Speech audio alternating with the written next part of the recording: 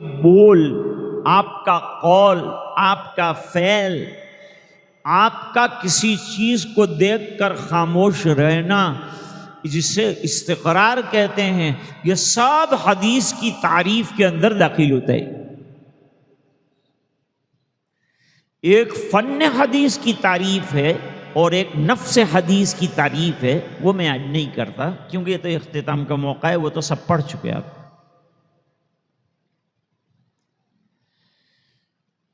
جب کوئی الجھا ہوا مسئلہ طے کرنا ہوتا ہے، امام بخاری رحمۃ اللہ علیہ قرآن کا سہارا لیتے ہیں، کیونکہ اس سے بڑا سہارا اور کوئی نہیں ہے، سب سے بڑی دلیل قرآن ہے۔ اس لیے شروع میں بھی قرآن کریم کا سہارا لیا، اور کتابیں شروع کرتے ہیں تو کتابیں شروع کرنے سے پہلے بھی قرآن کی آیات لکھتے ہیں، اور پھر وہ قرآن کی آیات کی تشریح اور تفصیل میں احادیث پھیلاتے ہیں۔ یہاں بھی معاملہ نازک ہے۔ کتاب التوحید کی یہ آخری باب اور آخری حدیث ہے۔ امام بخاری رحمۃ اللہ علیہ نے سب سے اخیر میں کتاب رکھی ہے کتاب التوحید والرد علی الجہمیۃ وغیرہم۔ امام بخاری کے ابواب کن چیزوں پر مشتمل ہوتے ہیں؟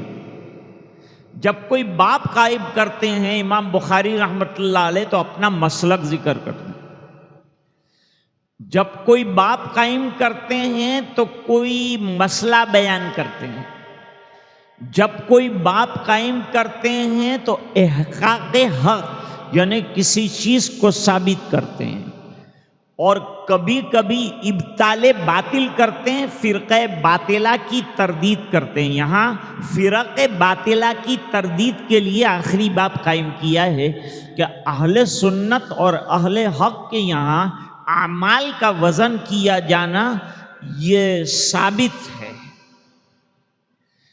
اور معتزلہ کو سمجھنا ہو تو خالی اتنا سمجھو کہ معتزلہ وہ لوگ ہیں جو عقل میں آنے والی بات کو مانتے ہیں اور جو بات عقل میں نہ آئے اس کو رد کر دیتے۔ آج بھی ایسے نظر و فکر کے لوگ ہیں کہ جن کے پاس استناد تو کوئی نہیں ہے، صرف بڑے بڑے دعوے ہیں، اور وہ دعوے بھی عقل کی روشنی میں ہے، اور وہ عقل کی روشنی میں بات ثابت کرنے کے لیے دیندار بننے کو گئے تھے تو دین سے خارج ہو گئے، ان کی محنتیں رائیگان چلی گئی، اس بنا پر کہ جب بھی قرآن اور حدیث سے عاری ہو کر کوئی مسئلہ عقل کی روشنی میں طے کرنے کی کوشش کی جائے گی تو آدمی جو ہے دھوکہ کھا جائے گا اور کہیں باطل طریقے پر چلا جائے گا اور ایک نئے فرقے کا جنم ہو جائے گا۔ اب ذرا یہاں بیٹھے ہوئے علماء ہیں، ان کے لیے ایک بات عرض کرتا ہوں۔ ایک ہے کسی چیز کا عقل میں نہ آنا، کیونکہ عقل کی ایک لمٹ ہے۔ مثال کے طور پر یہ آنکھ دیکھتی ہے تو کہاں تک دیکھے گی؟ ایک حد تک دیکھتی ہے، پھر وہاں سے آگے نہیں دیکھتی۔ کان ایک حد تک سنتے ہیں، پھر اس سے آگے نہیں سنتے ہیں۔ آدمی وزن اٹھاتا ہے تو ایک حد تک اٹھاتا ہے، اس سے آگے نہیں اٹھا سکتا۔ اس طرح عقل بھی ایک فاصلے تک چلتی ہے، کام کرتی ہے، اور اس کے بعد کام کرنا چھوڑ دیتی ہے۔ ستاروں میں کیا ہے انسان کو نہیں معلوم، سورج میں کیا ہے انسان کو نہیں معلوم، اس کی حقیقت کیا ہے ہم کو نہیں معلوم، آسمان کی حقیقت کیا ہے، اس کے وراء الورا کیا ہے یہ نہیں معلوم۔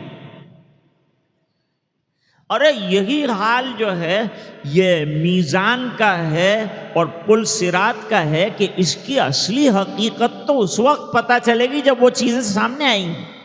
ابھی تو اندازے سے کتاب و سنت کی روشنی سے چل کر ہمیں ایک مسئلے کو طے کرنا ہے۔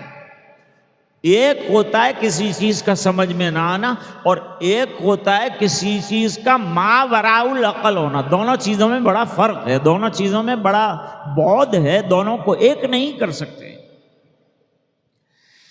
جب انسان کی عقل تھک جاتی ہے تو اللہ تعالیٰ وحی کے سہارے سے اسے آگے بڑھاتے ہیں۔ اس لیے تو اللہ نے نبیوں کو بھیجا، اور اسی لیے تو اللہ تعالیٰ نے جو ہے کتابوں کو بھیجا کہ بھئی جہاں تمہاری عقل کام نہیں کرے گی وہاں وحی کام کرے گی، وہاں انبیاء بتائیں گے، وہاں قرآن بتائے گا اور تم کو آگے بڑھائے گا۔ تمہاری پرواز زیادہ ہے۔ اقبال یہی بات کہتے ہیں کہ اچھا ہے دل کے ساتھ رہے پاسبان عقل، اچھا ہے دل کے ساتھ رہے پاسبان عقل، لیکن کبھی کبھی اسے تنہا بھی چھوڑ دے۔ کبھی چھوڑنا پڑتا ہے عقل کو، کیونکہ عقل ساتھ نہیں دیتی، چھوڑ دینا پڑتا ہے۔ تو امام بخاری رحمۃ اللہ علیہ کہتے ہیں کہ وزن اعمال کا جو ہم لوگ کرتے ہیں، نماز پڑھی، روزہ رکھا، معتزلہ یہی کہتے ہیں کہ یہ تو نظر تو آتا نہیں، تو جو چیز نظر ہی نہیں آتی اس کا وزن کیسے کیا جا سکتا ہے؟ موجودہ دور میں ہوا کا بھی وزن کرتے ہیں، باڈی میں پریشر کتنا ہے اس کا بھی وزن کرتے ہیں، باڈی میں بخار کتنا ہے اس کا بھی وزن کرتے ہیں، آنکھوں میں پریشر کتنا ہے اس کا بھی وزن کرتے ہیں۔ جب یہ تمام چیزیں جو غیر مرئی یعنی نظر نہ آنے والی ہیں ان کا وزن کیا جاتا ہے، کیا جا سکتا ہے اور انسان کرتا ہے، تو اللہ اگر نظر نہ آنے والے اعمال کا وزن کر لیں تو کیا بعید بات ہے۔ اس میں کوئی استحالہ نہیں ہے، کوئی یہ نہیں کہہ سکتا۔ آج تو کہنے والوں نے کہا کہ nothing is impossible in the world, کوئی چیز ناممکن نہیں ہے، ہر چیز ممکن ہے، تو وزن بھی ممکن ہے۔ جب سب ممکن ہے تو یہ کیوں ممکن نہیں ہے؟ یہ بھی ممکن ہے۔ اور میں تو ایسے لوگوں کے لیے ایک انجیکشن تیار رکھتا ہوں، وہ انجیکشن قرآن نے تیار کیا ہے۔ وہ انجیکشن اگر اچھی طرح سے حل ہو گیا تو مسائل حل ہوں گے۔ وہ انجیکشن کیا ہے؟ وہ انجیکشن ہے ان اللہ علی کل شیء قدیر، اللہ تعالیٰ ہر چیز کے اوپر قادر ہے۔ مان لیا آپ نے ہر چیز پر قادر ہیں، تو وزن بھی ایک شے ہے کہ نہیں؟ تو اس کے اوپر اللہ قادر ہے کہ نہیں؟ ہم قادر اللہ کو مانتے ہیں، مجبور اللہ کو ہم نہیں مانتے، ہم قادر القیوم کو مانتے ہیں۔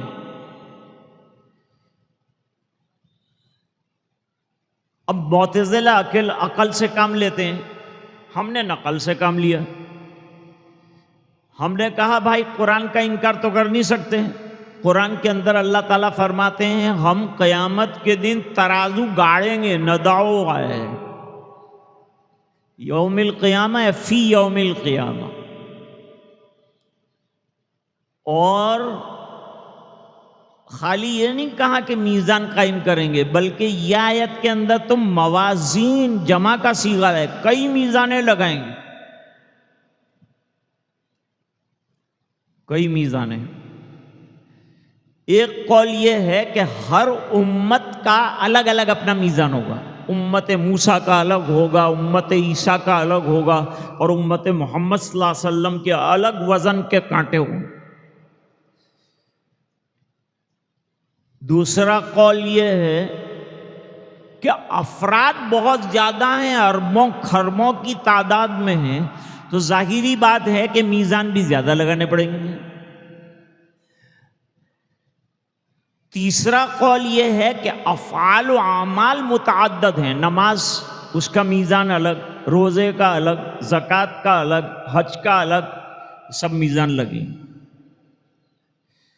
اب لوگ سوچتے ہیں کہ اتنے میزان لگیں گے، اتنے اربوں خربوں لوگ ہوں گے، یہ حساب کب پورا ہوگا؟ اللہ قرآن میں فرماتے ہیں ان اللہ سریع الحساب، اللہ تعالیٰ بہت جلد حساب لینے والے ہیں۔ بھائی جلد حساب کتنا لیں گے؟ جلدی کریں گے تو کتنی کریں گے؟ میں دو تشریحات آپ کے سامنے رکھتا ہوں۔ حدیث کی تشریح تو یہ ہے کہ آفتاب طلوع ہونے کے وقت حساب شروع ہوگا اور آفتاب زوال پذیر ہو یعنی ظہر کا وقت ہو، اس سے پہلے پہلے حساب سب کا ختم ہو جائے. اتنا حساب کے اندر تیزی ہے. سائنٹسٹ والا مزاج اگر رکھیں تو یوں کہا جا سکتا ہے کہ ہر ایک کا حساب ہر ایک کے کمپیوٹر پہ آ جائے گا. سامنے ہر ایک کے کمپیوٹر لگا ہے اور کہا جائے گا فلان بٹن دباؤ، سامنے تمہارا رزلٹ آ جائے گا. جیسے بڑی بڑی یونیورسٹیوں کے جو رزلٹ ہوتے ہیں وہ پورے ملک میں طلبہ پھیلے ہوئے ہیں، کمپیوٹر پر بٹن دباتے ہیں، اپنا رزلٹ دیکھ لیتے ہیں. کتنی دیر لگتی ہے؟ فرمایا اللہ تعالیٰ بھی رزلٹ منٹوں کے اندر دے دیں گے، اس کے لیے کوئی بعید نہیں.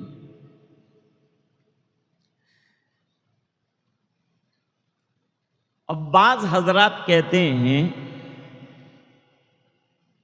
کہ صحیفہ اعمال کا وزن کیا جائے گا، اعمال جس میں لکھے جاتے ہیں وہ کتابوں کو تولا جائے گا. ایک قول یہ ہے. اب اس کے دلائل دیے ہیں.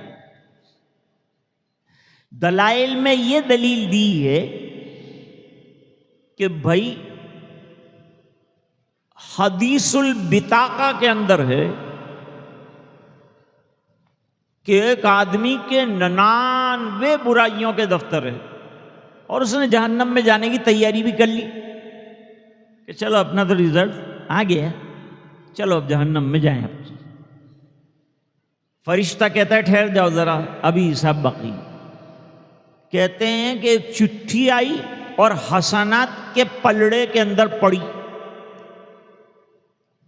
اس نے کہا یہ چٹھی کی کیا آئے گی، یہ چوپڑوں کے سم اتنے بڑے بڑے بنڈل پڑے ہیں اور میرے اعمال بھی سب بنڈل تھے، تو اب اس میں کیا ہونا ہے؟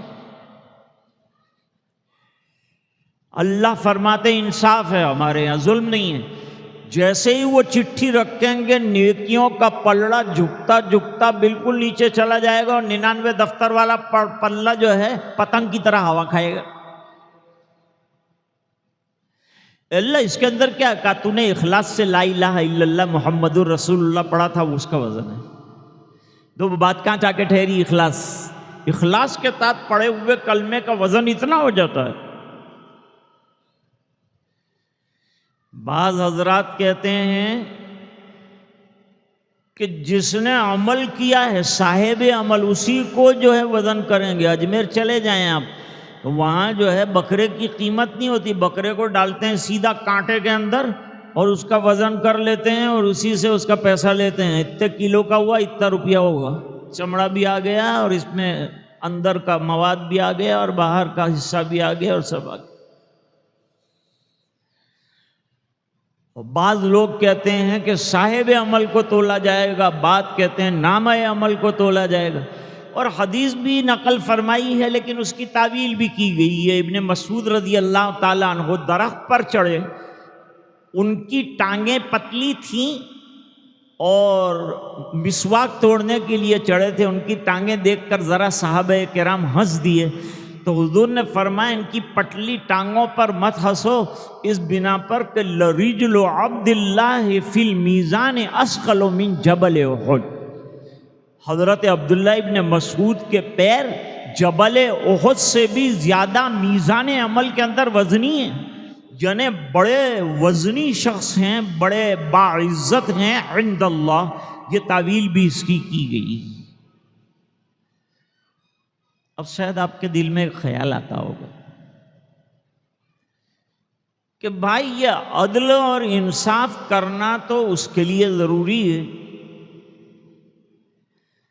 کہ جس کو معلوم نہ ہو کہ کس کے اعمال کیسے ہیں، کون کامیاب ہے کون ناکام. اور یہاں عالم یہ ہے کہ انصاف جو کر رہے ہیں اور ترازو پر وزن جو کروا رہے ہیں وہ اللہ تعالیٰ ہے. اور اللہ تعالیٰ کو لوح محفوظ اور ہر چیز معلوم ہے. لوح محفوظ میں ہر چیز لکھی ہوئی ہے، ہر ایک کی تفصیل لکھی ہوئی ہے. جب ہر چیز کی تفصیل لوح محفوظ میں ہے تو کون کامیاب کون ناکام، کس کا وزن کیا ہے کیا نہیں، وہ بھی سب لکھا ہوا ہے. جب یہ تمام چیزیں لکھی ہوئی موجود ہیں تو پھر کیا اللہ تعالیٰ کیا جاننا چاہتے ہیں جواب، سامنے وزن کر کے یہ بتلانا چاہتے ہیں کہ اللہ تعالیٰ اندھا دھون کسی کو جنت جہنم میں نہیں لے جاتے، بلکہ ہر ایک کے اعمال کا وزن کر کے انتہائی درجے کے انصاف کو ملحوظ رکھ کر پھر لے جاتے ہیں۔ تو غایت اہتمام کی وجہ سے، عدل کے غایت اہتمام کی وجہ سے یہ کرتے، اہمیت شان کی وجہ سے ایسا کرتے ہیں، اور بطور اتمام حجت کے ایسا کرتے۔ تینوں جواب دیے ہیں مولانا اسلم صاحب، یہ تینوں بات، ان کے پاس 5 بات ہے لیکن میرے پاس 3 ہے۔ تو فرماتے ہیں کہ یہ تمام چیزیں انصاف کی اس لیے کی جائیں۔ معتزلہ کہتے ہیں نہیں نہیں، ابھی اس کی کوئی ضرورت نہیں ہے۔ وہ کیا کہتے ہیں؟ بس اللہ تعالیٰ کا عدل بتلانا چاہتے ہیں، میزان سے مراد انہوں نے لے لیا اللہ عدل کریں گے۔ ہم نے کہا ترازو کا تذکرہ ہے، اس کے پلڑوں کا تذکرہ ہے، کون اٹھائے گا اس کا تذکرہ بخاری میں ہے، کون کھڑا رہے گا اس کا تذکرہ بخاری میں ہے، اور لائن کیسے لگے گی اس کا بھی تذکرہ بخاری کے اندر ہے، اور دوسری حدیث کی کتابوں میں ہے۔ سب حدیثیں بخاری میں ہونا ضروری نہیں ہے، اور ضروری نہیں ہے کہ دوسری کتابوں میں حدیثیں غلط ہو، اس میں بھی صحیح بہت سی احادیث ہیں، خود امام بخاری رحمۃ اللہ علیہ نے اس کی تشریح فرمائی۔ تو عرض کر رہا تھا کہ ہمارا یعنی اہل حق کا اور محدثین کا خیال یہ ہے کہ بس ایک ہی بات پر رہو کہ عمل کا جو وزن اللہ تعالیٰ کریں گے، نہ نامہ اعمال نہ صاحب اعمال، بلکہ اعمال کا وزن کریں گے، کیونکہ اللہ تعالیٰ یہ عمل کا وزن کرنے پر قادر ہیں۔ اب عمل میں وزن کیسے پیدا ہو جاتا ہے؟ عمل میں وزن پیدا ہوتا ہے 3 چیزوں سے۔ نمبر 1 ایمان، یہ بھی لمبی بحث ہے۔ نمبر 2 اتباع سنت سے وزن پیدا ہوتا ہے۔ نمبر 3 اخلاص۔ بہجت النفوس میں ایک واقعہ لکھا ہے کہ ایک عابد تھا، بہت اچھی عبادت کرتا تھا، اس کو پتہ چلا کہ فلان جنگل کے اندر درخت کی لوگ پوجا کرنے لگے ہیں، اور وہاں جو ہے چھڑیاں باندھنے لگے ہیں، اور وہاں کپڑے کے ٹکڑے باندھنے لگے ہیں، اور وہاں ساڑیاں باندھنے لگے ہیں۔ ہم جاتے ہیں راستے میں دیکھتے ہیں ساڑیاں کے ساڑیاں، میں نے کہا ساڑی والے کا تو کام ہو گیا بیچارے کا، چاہے تو جس کا کام ہونے کا وہ ہو کہ وہ نہ ہو، لیکن ساڑی والے کا دھندا ہو گیا۔ ساڑیاں پہ ساڑیاں درخت کے اوپر پنائی ہے، بیچارے لوگوں کے پاس پہننے کے کپڑے نہیں ہیں۔ اجمیر جاتے ہیں تو وہاں جو ہے چادر چڑھاتے ہیں۔ ارے چادر، اس کو مردے کو کیا چادر چڑھاتے ہیں؟ زندہ بیچارہ چادر کے بغیر سردی میں ٹھٹر رہا ہے، اس کو پہناؤ، ثواب بھی ملے گا۔ خیر، تو فرماتے ہیں کہ وہ پتہ چلا تو جوش میں آ گیا، بہت دیندار تھا، کہ ہیں میرے ہوتے ہوئے یہ لوگ درخت کی پوجا کرنے لگے، اللہ کو چھوڑ کر، توحید کو چھوڑ کر غیر اللہ کی عبادت، یہ کیا؟ لیا کلہاڑا اور گیا جنگل کی طرف۔ وہاں ایک صاحب ملے، کہاں جاتے ہو؟ تو کہا وہ درخت کاٹنے جاتا ہوں۔ کیا تمہارا درخت سے کیا لینا دینا؟ کیا درخت کا لینا دینا یہ ہے کہ اس کی لوگ پوجا کرنے لگے ہیں، توحید چھوڑ رہے ہیں، یہ درخت لوگوں کو جو ہے گمراہ کر رہا ہے، اس کو کاٹ ڈال دو۔ تو اس نے سمجھایا کہ بھئی تمہارا کوئی نقصان نہیں ہے، کرنے والے کریں گے، تم کاہے کو اس کے پیچھے پڑ گئے، درخت کو کاہے کو کاٹ رہے ہو؟ نہیں کہا میں کاٹ کے رہا ہوں۔ دونوں کے اندر مقابلہ ہوا تو جو عامل بڑا عابد تھا اس نے اس سامنے والے کو پٹک دیا۔ اس نے لیٹے لیٹے کہا کہ دیکھو اپنے ایک سودا کر لیں۔ کہا نہیں کلاڑا چلاؤں گا۔ کہ نہیں کلاڑا بعد میں چلانا، ذرا اپنے ایک سودا چھوٹا سا تم کو منظور ہو تو کر لیتے ہیں۔ کہا بول کیا سودا ہے؟ کہا روز تکیے کے نیچے سے سونے کا ایک سکہ مل جایا کرے گا، تمہارا کام بھی چلے گا، تو غریب آدمی ہے، کتنی ضربیں لگائے گا، کتنی لا الہ الا اللہ کرے گا، اس سے جو روزانہ صبح میں تیرے کو 1 دینار مل جائے تو تیرا کام بھی ہو جائے، گھر والے بھی بیچارے پریشان ہیں، ان کا بھی کام ہو جائے گا۔ چلو یہ سودا منظور ہے میرے کو۔ سینے پہ سے اتر گیا، کلاڑا لے کے گھر چلا گیا۔ 2 دن تک ملے 1 دینار، تیسرے دن غائب۔ پھر اس نے اٹھایا کلہاڑا کندھے کے اوپر کہ آج تو کاٹے ڈالوں. اب گیا جنگل کے اندر گیا تو ایک مشٹنڈا آدمی ملا. کیا کرنے جا رہے ہو؟ وہ درخت کاٹنے جا رہا ہوں. کہا اس دن بھی تو جا رہے تھے. تو کہا تو نے تو دینار تو بند کر دیے نا، تو پھر کاٹے ڈالوں گا نا اس کو. مقابلہ ہوا دونوں میں. وہ مشٹنڈا جو ہے عابد کے اوپر چڑھ بیٹھا. عابد نے لیٹے لیٹے پوچھا کہ اس دن تو میں تیرے اوپر سوار ہوا تھا، آج تو میرے اوپر کیوں سوار ہو گیا؟ کہا اس دن اللہ کے لیے کر رہا تھا، آج دینار کے لیے کر رہا ہے، اس لیے میں تیرے اوپر سوار ہو گیا. بات اصل میں یہ ہے کہ اخلاص کی کمی سے عمل ہلکا ہو جاتا ہے. اس لیے فرمایا بہترین اخلاق اگر کسی کے ہیں تو یہ اخلاق کا وزن اعمال کے ترازو میں بہترین ہوگا. اور امام بخاری رحمۃ اللہ علیہ عمل کی دلیل پیش نہیں کر سکتے تو ہمیشہ جب باب میں تنگی پاتے ہیں تو باب کو دراز کرتے ہیں، اور دراز کر کے ایسی ایک چیز لے آتے ہیں جس کو ثابت کرتے ہیں، اور اس کی نص سے اشارت النص سے جو ہے دوسرا مسئلہ طے کرنے سے. ایسا امام بخاری رحمۃ اللہ علیہ کا طریقہ ہے. تو یہاں عمل کی صریح دلیل نہ مل سکی تو فرمایا انسان کے عمل تو تولے جائیں گے، باتیں بھی تولی جائیں گی. ماں بہنوں کو بولنے کا بڑا شوق ہے. میں چپ ہوں گا تو یہ بولنا شروع ہوتے. ابھی میں بول رہا ہوں اس لیے یہ چپ ہوں. جہاں بوٹ بند ہوا معلوم نہیں ان کے پاس کتنا اسٹاک ہے باتوں کا، کیا بات کرتی ہے کیا نہیں کرتی ہے. فون بھی ہاتھ میں آیا تو صبح اٹھاتے ہی کان کے اوپر لگا دیا. اور پڑوس میں بھی پوچھ سکتے ہیں لیکن اس کو پوچھتی ہے کہ تو نے کیا کھایا. وہ مرنے والی تھوڑی ہے، بھوکی تھوڑی مرے گی، کھائے گی تو صحیح. کیا پوچھنے کا اس میں کہ کیا کھایا نے کیا پکایا. یہ پوچھ کے نماز پڑھی فجر کی کہ نہیں پڑھی، قرآن پڑھا کہ نہیں پڑھا، یہ پوچھنے والی بات. کہ کھا دوں تمہیں راندھی لی دوں تو راندھے گی نہیں تو کہاں جائے گی. خیر تو میں بات کہہ رہا تھا کہ زبان پر کنٹرول. آج کا سبق سنو میرا. کیا کہہ رہے ہیں امام بخاری؟ جو بولیں گے وہ بھی تولا جائے گا. جیسے عمل تولا جاتا ہے اس طرح جو بول رہے ہیں نا وہ بھی تولا جائے گا، وہ بھی ترازو میں رکھ دیا جائے گا. دلیل کیا ہے؟ فرماتے دو کلمے بولنے میں بہت آسان ہیں لیکن میزان عمل میں رکھ دیں گے تو پلڑا جھک جائے گا نیکیوں کا. ایک حدیث میں فرمایا سبحان اللہ سے میزان بھر جاتا ہے، الحمدللہ یہ تملأ ما بین السماء والارض، آسمان اور زمین کے قلابے الحمدللہ کہنے سے بھر جاتے ہیں. لیکن یہ الحمدللہ کہنے والا بھی شان کا انسان ہو، متقی ہو، پرہیزگار ہو، دیندار ہو، فاسق و فاجر شرابی کبابی نہ ہو. اس کی سبحان اللہ میں اور اس کے سبحان اللہ میں بڑا فرق ہے.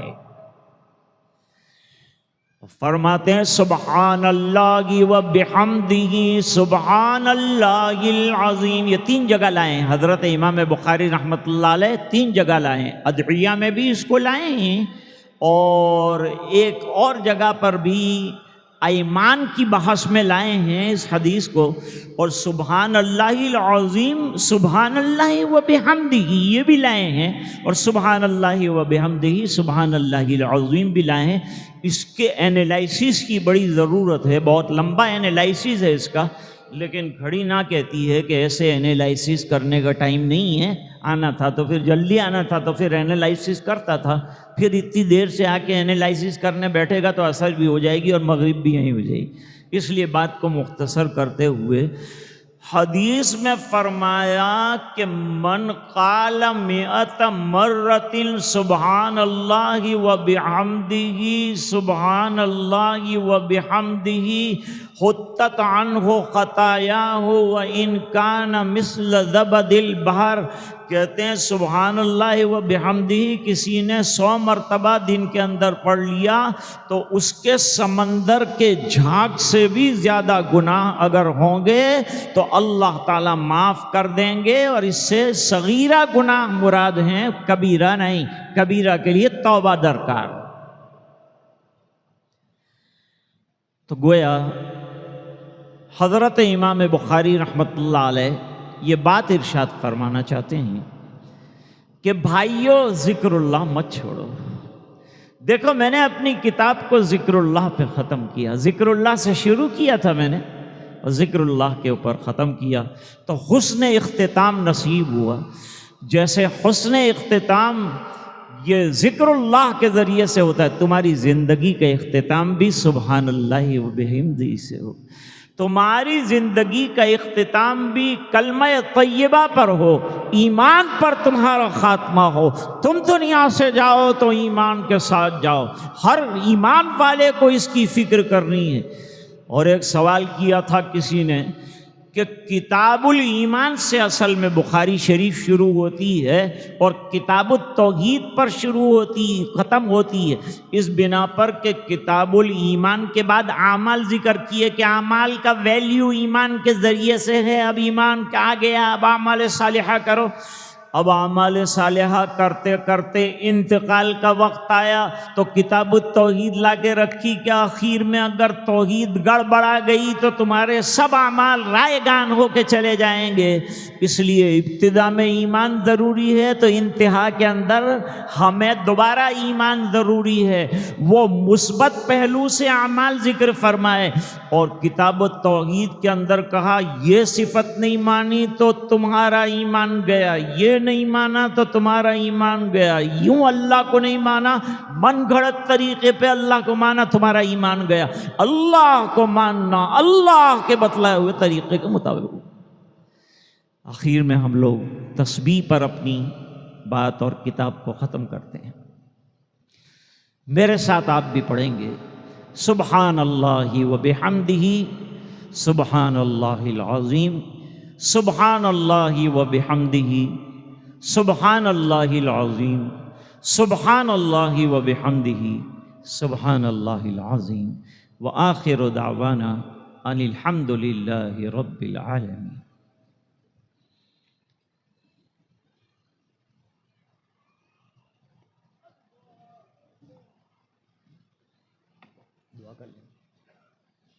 دعا کی جائے سبحان اللہ و بحمدہ عدد خلقہ ورضا نفسہ وزنۃ عرشہ ومداد کلماتہ. اللہم لک الحمد کما ینبغی لجلال وجہک وعظیم سلطانک. اللہم صل علی سیدنا محمد وعلی آل سیدنا محمد وبارک وسلم. ربنا آتنا فی الدنیا حسنہ وفی الآخرۃ حسنۃ وقنا عذاب النار وادخلنا الجنة مع الابرار یا عزیز یا غفار.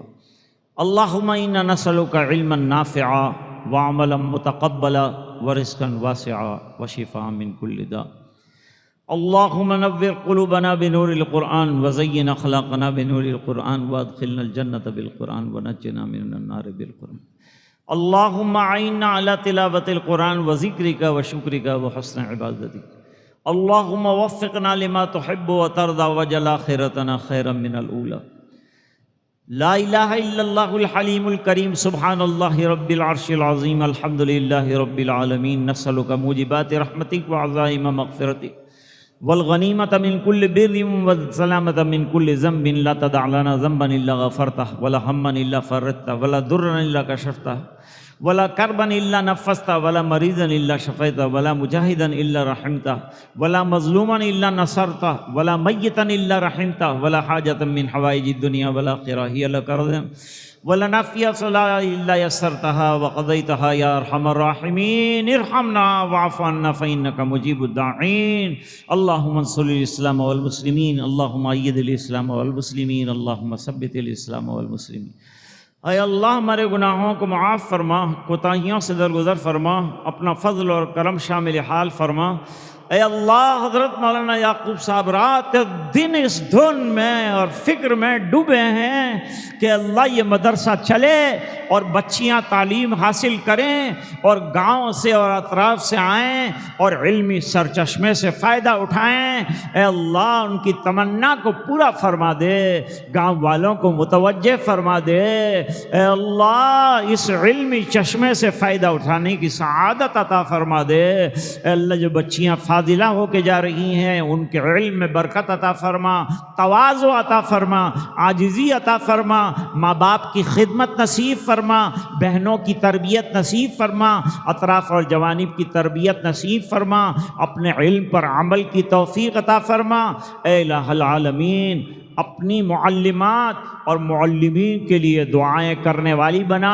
اے اللہ ادارے کے لیے دعا کرنے والی بنا۔ اے اللہ ادارے کو ترقیات سے مالا مال فرما۔ جو حضرت خرچ کر رہے ہیں اے اللہ آخرت میں اس کا بہترین سے بہترین بدلہ عطا فرما، اپنی رضا دائمی عطا فرما۔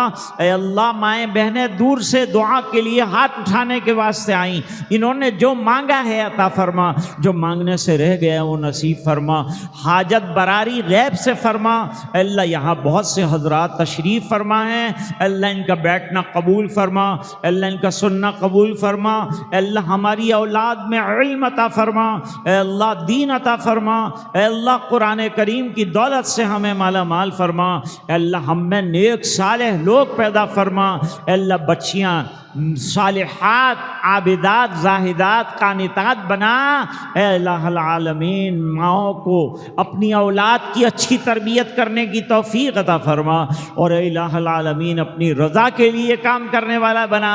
اے اللہ تو ہم سے راضی اور خوش ہو جا، ہمیں اپنا بندہ بنا دے۔ اے اللہ ہم بیکار ہیں، گندے ہیں، لیکن تیرے بندے ہیں۔ اے اللہ اپنا فضل فرما در، اے اللہ اپنا فضل فرما کر ہمارے گناہوں کو معاف فرما دے۔ اے اللہ گناہوں میں ڈوبے ہوئے ہیں، اے اللہ معصیات میں غرقاں ہیں، اے اللہ اگر تو نے معاف نہیں فرمایا کون ہے ہمیں معاف کرنے والا، اور اے اللہ کون ہے ہمیں بخشنے والا۔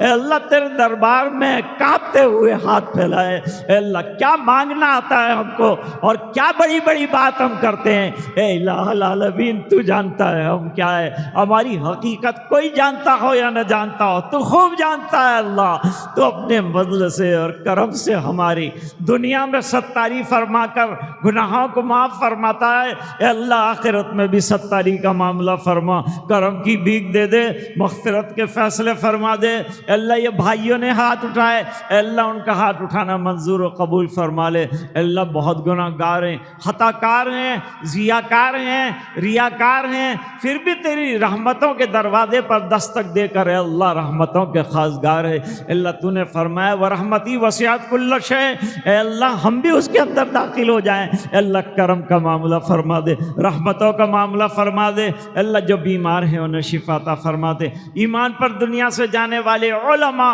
صلحاء اور عوام کی مغفرت فرما دے۔ اے اللہ جب تک زندہ رکھے ایمان پر زندہ رکھ، جب وقت آخر ہو کلمے والی موت عطا فرما۔ اے الہ العالمین جو بچیاں پڑھ رہی ہیں ان کو علم نافع عمل صالح کی دولت سے مالا مال فرما۔ ہمارے علاقوں میں اللہ علماء صلحاء پیدا فرما، عالمات پیدا فرما۔ اے اللہ ان کے ذریعے سے ہماری کایا پلٹ دے۔ اے الہ العالمین یہ ٹوٹی پھوٹی دعائیں اپنے فضل و کرم سے قبول فرما برحمتک یا